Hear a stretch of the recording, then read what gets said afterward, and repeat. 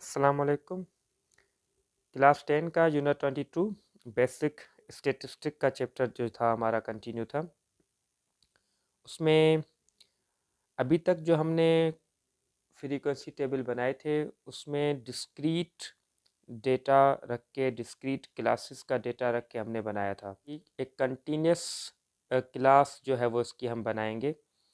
उसमें ये रखेंगे कि हम एक रेंज देंगे कि भाई 120 से लेके 126 तक का वेट जो है उसके नंबर्स जो है हमारे पास वो उसमें 6 आ रहे हैं। 127 से लेके 132 तक इतने आ रहे हैं। जैसे हम रखते हैं कि भाई एक सर्वे में कि भाई 1 ईयर से लेके 5 ईयर्स तक की एज के बच्चे इतने हैं, 6 ईयर से लेके 10 ईयर्स तक के बच्चे इतने हैं। तो उसको हम कहते हैं कंटिन्यूस फ्रीक्वेंसी टेबल। तो यहाँ पे भी हमें जो है वो कंटिन्यूस फ्रीक्वेंसी टेबल बनानी है।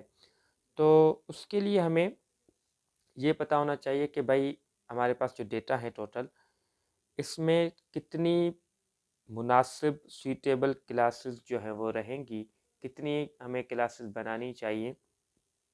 आया 5 बनानी चाहिए, 6 या 7 या 8। तो उसके लिए हमारे पास एक फार्मूला है कि नंबर ऑफ़ क्लासेस फाइंड करने के लिए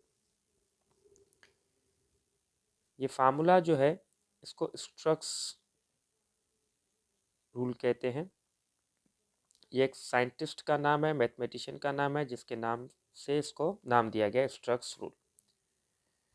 तो 1 + 3.322 log n की वैल्यू जो है वो हमारे पास कितनी है, 40 है। n हमारे पास 40 है। और ये जो इस तरफ जो मैंने साइन लगाई है इसको कहते हैं सीलिंग वैल्यू।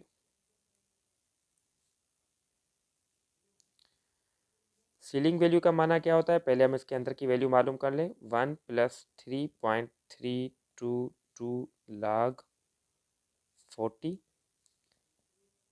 ये जब हम सॉल्व करेंगे, कैलकुलेट करेंगे, तो हमारे पास जवाब आएगा 6.322। अब इस सीलिंग वैल्यू का माना ये होता है कि आपके पास जो भी डेसिमल में वैल्यू आई है अंदर आपके पास, यहाँ पे आपने इसको राउंड ऑफ नहीं करना है। आपने क्या करना है, इसके बाद जो इमीडिएट नेक्स्ट होल नंबर आता है, इंटीजर नंबर आता है, वो आप लिखोगे। 6.3 के बाद जो इंटीजर आता है वो आता है 7। अगर आपके पास अंदर वैल्यू ही जो है वो 6 है, फिर तो उसकी वैल्यू सीलिंग वैल्यू जो है वो 6 ही होगी। लेकिन अगर 6.1 है आपके पास तो फिर 7 हो जाएगा।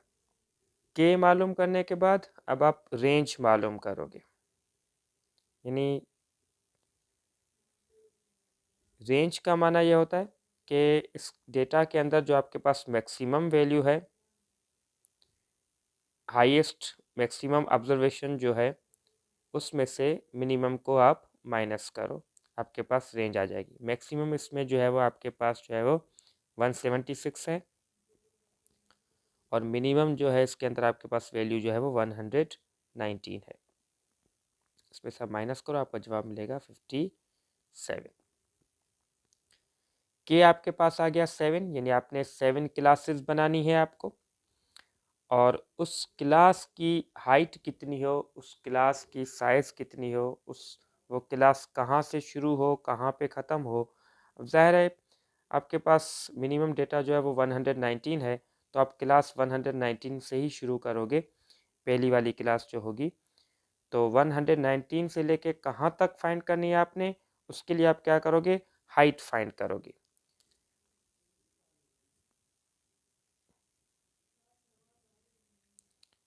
हाइट फाइंड करने का आपके पास फार्मूला है। अब एम जो है, आपके पास जो भी डेटा गिवन है ये वाले, इनमें पॉइंट के बाद कितने डिजिट्स हैं आपके पास, यानी 146 के बाद पॉइंट होती है, उसके बाद डिजिट्स कितने हैं हमारे पास नहीं है। ये एग्जैक्ट होल वैल्यूज़ हैं, डिस्क्रीट वैल्यूज़ हैं। तो हमारे पास एम की जो वैल्यू हो गई वो हो गई 0। अगर डेटा ये होता कि 138.2, 148.5, 146.7, तो फिर पॉइंट के बाद एक एक डिजिट होता सब में, तो फिर एम की वैल्यू होती 1। अब हाइट मालूम करेंगे हम 1/10^m। देखें ये 10^m ये 10^m ये दोनों सेम ही हैं, लेकिन एक सीलिंग वैल्यू के अंदर है, एक सीलिंग वैल्यू के बाहर है। तो m की वैल्यू 0 है हमारे पास, तो 1/10^0। अब 10^0 मतलब 1, 10^0 मतलब 1। अब इसका कोई फ़र्क पड़ेगा नहीं इस पर, तो 57/7 को आप जो है वो पहले डिवाइड कर लें। इसको डिवाइड करेंगे तो आपके पास जवाब आएगा 8.14। अब इसकी सीलिंग वैल्यू जो है वो हमारे पास आ जाएगी 9। अब देखें आपने जो टेबल बनानी है वो इस तरह बनानी है कि एक आपने कॉलम रखना है क्लास का, एक कॉलम रखना है आपने फ्रीक्वेंसी का, और दूसरा जो आपको उसने क्वेश्चन में कहा है कि क्या क्या फाइंड करना है, क्लास बाउंड्रीज फाइंड करनी है, क्लास मार्क फाइंड करनी है, कम्युलेटिव फ्रीक्वेंसी मालूम करनी है। तो एक आ गई क्लास बाउंड्री का कॉलम, एक क्लास मार्क का, और एक कम्युलेटिव फ्रीक्वेंसी। ये तीनों चीज़ें क्या हैं, कैसे मालूम होंगी? तो पहली क्लास जो हम स्टार्ट करेंगे 119 से करेंगे, और टोटल 9 वैल्यूज़ जो है वो इसमें काउंट करेंगे, क्योंकि हमारे पास हाइट जो है वो क्लास की कितनी होनी चाहिए, 9 होनी चाहिए। 119 हो गया क्लास का जो है वो पहली क्लास का लोअर क्लास लिमिट वैल्यू। ये पहली वैल्यू जो होती है इसको हम कहते हैं लोअर क्लास लिमिट, और दूसरी होगी इसकी अपर क्लास लिमिट। वो हम कहाँ तक लेके जाएंगे वो डिपेंड करता है 9 पे, हाइट पे। हाइट कितनी है, 9 है हमारे पास की। जो लेंथ रखनी है वो 119 से लेके 127 तक रखनी है। अब इसमें आप काउंट करोगे तो डेटा आपके पास 9 होगा, यानी इसमें 9 वैल्यूज़ काउंट हो रही हैं। 19, 20, 21, 22, 23, 24, 25, 26, 27, ये 9 वैल्यूज़ जो है उसमें काउंट हो गई, जो कि इसकी हाइट है। अब दूसरी क्लास जो आप बनाओगे वो 127 के बाद जो है वो नेक्स्ट कितना कितना आगे जो है वो कितना छोड़ के आपने जो है वो नेक्स्ट क्लास बनानी है। 127 के बाद कितना डिस्टेंस होना चाहिए, कितना इसका स्पेस होना चाहिए, वो आप किस तरह मालूम करोगे? उसके लिए आप मालूम करोगे इसकी डी की वैल्यू मालूम करोगे। हमारे पास एम की वैल्यू 0 थी, और हम फाइंड करेंगे इसके अंदर डी की वैल्यू, जो कि डिस्टेंस होता है। डी जो है वो डिस्टेंस होता है बिटवीन क्लासेस। एक क्लास से दूसरी क्लास तक डिस्टेंस कितना होना चाहिए, उसका फार्मूला है हमारे पास 1/10^m। तो m की वैल्यू है हमारे पास 0, तो 1/10^0 यानी 1, 10^0 1, 1/1। तो 127 के बाद दूसरी क्लास जो है वो 128 से स्टार्ट होगी, और वो ख़त्म कहाँ पे होगी? बिल्कुल उसी तरीके से 128 में आप 9 ऐड करें, और उसमें जो है वो आप 1 माइनस करें। 28 में 9 ऐड करेंगे तो आएगा 137, -1 करोगे तो आएगा 136। यानी अब ये 6 का टेबल चलेगा, 9 का, सॉरी, यहाँ से 9 का जो है वो मल्टीपल आता रहेगा, और यहाँ से भी 9 का आता रहेगा। नेक्स्ट क्लास जो है वो 137 से 145 तक, ये 9 का होता रहेगा। यहाँ से एक आपने आगे करना है। ये टोटल क्लासेस जो हम बनाएंगे, ये टोटल 7 क्लासेस बनाएंगे। खुद ब खुद 7 क्लास हो जाएंगे आपके पास, क्योंकि आपने जो है वो एक फार्मूला के थ्रू आपने के की वैल्यू फाइंड की है, जो कि है 7, यानी 7 क्लासेस बनानी है।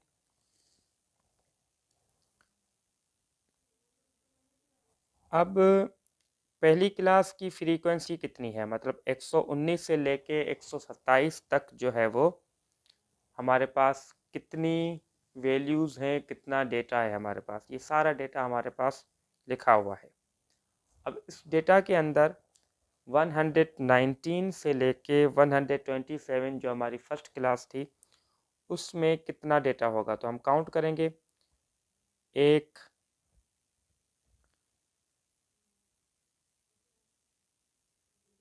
2, और ये 3, यही तीन हम वैल्यूज़ हैं हमारे पास, तो इसकी फ्रीक्वेंसी हो गई हमारे पास 3। इसी तरीके से 128 से 136 तक काउंट करोगे, 137 से 145 तक काउंट करेंगे। ये आ गई हमारे पास कंटिन्यूस फ्रीक्वेंसी का टेबल।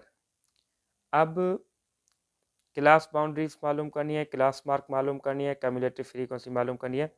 तो क्लास बाउंड्री क्या होती है कि 119 से थोड़ा पीछे और 127 से थोड़ी आगे वाली जो है वो हम एक बाउंड्री लेंगे। वो हम किस तरह मालूम करेंगे?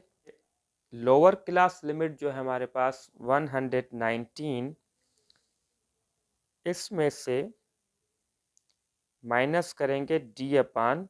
तो d हमारे पास जो है वो है 1, तो होगा 119 माइनस 1/2। 119 माइनस 1/2 का जवाब क्या आएगा हमारे पास? 118.5। तो वो होगी लोअर क्लास बाउंड्री 118.5।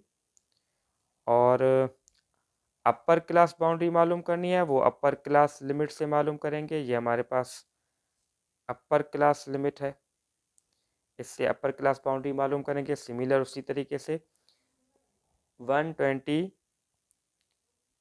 में प्लस करेंगे d/2, तो आएगा हमारे पास 127.5। और सेकंड क्लास के लिए 128 है हमारे पास। यहाँ से अगर हम मालूम करेंगे तो उससे पीछे, तो 127.5 यानी यही वाली यहाँ पे आ जाएगी, और यहाँ पे 136.5 और यहाँ पे 136.5 और आगे 145.5। अब हमें क्लास मार्क फाइंड करनी है। क्लास मार्क सिंपली क्या होता है, जब कि आपके पास क्लास है, इसका मिड पॉइंट मालूम करें। मिड पॉइंट मतलब इन दोनों को आपने प्लस करना है और डिवाइड करना है 2 से। तो मिड पॉइंट आपके पास आ जाएगा, इनको प्लस करके होगा 246, और 246 को डिवाइड करेंगे 2 से, तो जवाब आएगा हमारे पास 123। और इनको भी प्लस करके 2 से डिवाइड करेंगे तो आपके पास जवाब आएगा 132। इस तरह सारी जो भी क्लासेस हैं इनका हम क्लास मार्क फाइंड करेंगे। लास्ट में रहता है हमारे पास कम्युलेटिव फ्रीक्वेंसी। कम्युलेटिव फ्रीक्वेंसी क्या होती है कि टोटल फ्रीक्वेंसी। अब पहली क्लास की जो फ्रीक्वेंसी है वो तो 3 है हमारे पास। अब यहाँ तक 136 तक, यानी 119 से लेके 136 तक की जो फ्रीक्वेंसी होगी वो कितनी होगी? 3 और 6 9 होगी। और 119 से लेके 145 तक की फ्रीक्वेंसी कितनी होगी? 3 और 6 9, 9 और 10 19। तो हम करेंगे किस तरह कि ये वाला 9 यहाँ पे लिख के ये 10 इसमें ऐड करते जाए। यहाँ 19 हो गया। अब 19 आप लिखो यहाँ पे, इसमें प्लस जो है वो 11 करो, 30 आ गया। ये हमारे पास आ गया एक complete continuous frequency table. Question number 11 है इसी एक्सरसाइज का, जिसमें हमें 50 ब्लॉक्स गिवन है जिनका मास हमें केजी में गिवन है। ये आप देख सकते हैं टेबल आपके सामने। इसमें आपके पास टोटल 50 वैल्यूज़ हैं। किसी ब्लॉक का वेट जो है वो 8.0 kg है, किसी का 8.3 है, किसी का 7.7 kg है। तो डेटा जो हमारे पास है वो कंटिन्यूस डेटा है, यानी पॉइंट के बाद उसमें एक वैल्यू है सभी डेटा में, तो ये कंटिन्यूस डेटा कहलाएगा। और इसका हमने जो है वो फ्रीक्वेंसी डिस्ट्रीब्यूशन करना है, एक फ्रीक्वेंसी टेबल बनाना है। तो आप देखें कि आपके पास एन की वैल्यू कितनी है? टोटल 50 है। तो पहले आप जो है वो नंबर ऑफ़ क्लासेस फाइंड कर लें। जो आपने क्लासेस टोटल बनानी है वो कितनी होगी, तो वो हम के से शो करते हैं। वो हम फाइंड करते हैं, फार्मूला है हमारे पास स्ट्रक्स रूल का, 1 + 3.322 log n। n की वैल्यू जो है वो हमारे पास 50 है, तो 1 + 3.322 log 50। अब इसको हम कैलकुलेट करेंगे तो आपके पास k की वैल्यू आ जाएगी। 3.322 लाख 50 की वैल्यू हम निकालेंगे कैलकुलेटर से और उसको 3.322 से मल्टीप्लाई करेंगे तो आपके पास जो है वो टोटल वैल्यू जो है वो इस सीलिंग वैल्यू के अंदर जो आपके पास आएगी वो आएगी 6.643। अब इसकी जो हम वैल्यू निकालेंगे सीलिंग वैल्यू की वो इससे जो नेक्स्ट अपकमिंग जो होल वैल्यू होगा वो होगा इसका सीलिंग वैल्यू। तो के की वैल्यू हमारे पास आएगी 7। उसके बाद जो हम मालूम करेंगे वो रेंज फाइंड करेंगे। रेंज मतलब मैक्सिमम वैल्यू में से मिनिमम वैल्यू माइनस करेंगे। अब आप देखें टेबल में आपके पास मिनिमम वैल्यू कौन सी है और मैक्सिमम कौन सी है। 8 पॉइंट वाली वैल्यूज़ हैं, 7 पॉइंट वाली वैल्यूज़ हैं। मैक्सिमम जो है वो आपके पास 9.1 है और मिनिमम जो है वो उसमें 7.1 है। तो उसमें से माइनस करोगे तो आपके पास रेंज आ जाएगा 2। अब टोटल क्लासेस हमें बनानी है 7 और रेंज है 2। तो रेंज और के को यूज़ करके हम फाइंड करेंगे कि जो एक क्लास बनेगी, टोटल 7 क्लासेस बनेगी, उनमें से हर क्लास की जो है वो हाइट कितनी होनी चाहिए। तो हाइट का फार्मूला हमारे पास है 1 एम, मतलब जो आपके पास डेटा है, जो आपके पास ये सारा डेटा 50 वैल्यूज़ गिवन है वो सारी पॉइंट के बाद एक डिजिट रख रही हैं अपने पास, तो एम की वैल्यू जो है वो 1 हो जाएगी। अब आर है आपके पास, के है, एम है, तो आप यहाँ से फाइंड कर सकते हो एच की। इसका सीलिंग वैल्यू हो जाएगा 3, 1/10 सेम रहा और इसका वैल्यू आएगा 3। इससे नेक्स्ट 3 वैल्यू, तो 3/10 का जवाब आया आपके पास 0.3। ये जो हाइट है आपके पास, जो क्लास बनेगी 7 क्लासेस, हर क्लास की जो हाइट आप रखोगे वो 0.3 रखोगे। अब जो आप टेबल बनाओगे उसमें क्लास आप रखोगे पहले। एक क्लास जो है वो स्टार्ट होगी स्मॉलेस्ट वैल्यू से, 7.1 से स्टार्ट होगी। तो पहली वैल्यू आ गई हमारे पास पहली क्लास की 7.1 से लेके, अब हमने हाइट जो रखनी है वो 0.3 की रखनी है। तो 7.1 आ गया, 7.2 और 7.3। मतलब इसमें आपके पास 0.3 के हिसाब से 3 वैल्यूज़ हैं, एक 7.1, 7.2, 7.3, 0.3 के हिसाब से। जैसे पहले हम करते थे तो आपके पास जो क्लास थी यहाँ पे होल वैल्यूज़ थी, पॉइंट्स वाली वैल्यूज़ नहीं थी। तो आपके पास जो हाइट आ रही थी वो भी एक एग्जैक्ट होल वैल्यू थी, तो उस हिसाब से आप वैल्यूज़ ले रहे थे। यहाँ पे पॉइंट में है 0.3, तो आप 0.3 का माना ये नहीं है कि आप इसमें जो है वो 0.38 करके निकालोगे, नहीं। एक 7.1, एक 7.2, एक 7.3, 0.3 वाली 3 वैल्यूज़ आपके पास आ गई 0.1, 0.1, 0.1 के हिसाब से। और इसकी फ्रीक्वेंसी भी आप निकालोगे, आप देखोगे कि 7 पॉइंट से लेके 7.3 तक का डेटा जो है आपके पास कितना है। जो भी आपके पास वैल्यूज़ हैं इस टेबल के अंदर, आप टेबल को देख लें, काउंट कर ले कि 7.1 वाली, 7.2 और 7.3, इस ऐसी डेटा जो है वो उसकी फ्रीक्वेंसी कितनी है, कितने वो जो है आपके पास डेटा में है। 3 है आपके पास टोटल, तो आपने रखा 3। और फिर जो नेक्स्ट क्लास आप रखोगे वो 7.3 के बाद आपने कितना डिस्टेंस रखना है दूसरी क्लास का, तो आप डिस्टेंस भी आप इसका पहले फाइंड कर लेंगे कि डिस्टेंस कितना होना चाहिए क्लास का। डिस्टेंस का फार्मूला होता है 1/10 पावर m।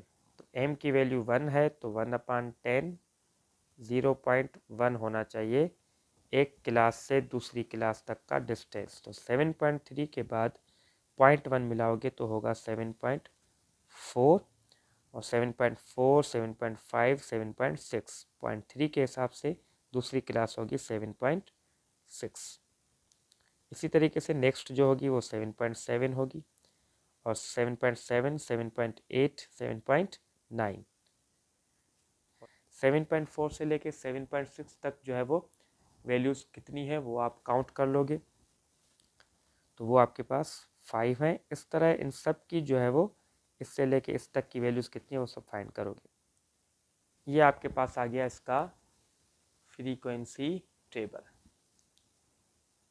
कंटिन्यूस क्लासेस हैं आपके पास और इसका ये फ्रीक्वेंसी भी आपने निकाल लिया। इसके अलावा आपको क्या फाइंड करना है, आप क्वेश्चन में देखें, आपको रिलेटिव और परसेंटेज फ्रीक्वेंसी भी मालूम करना है।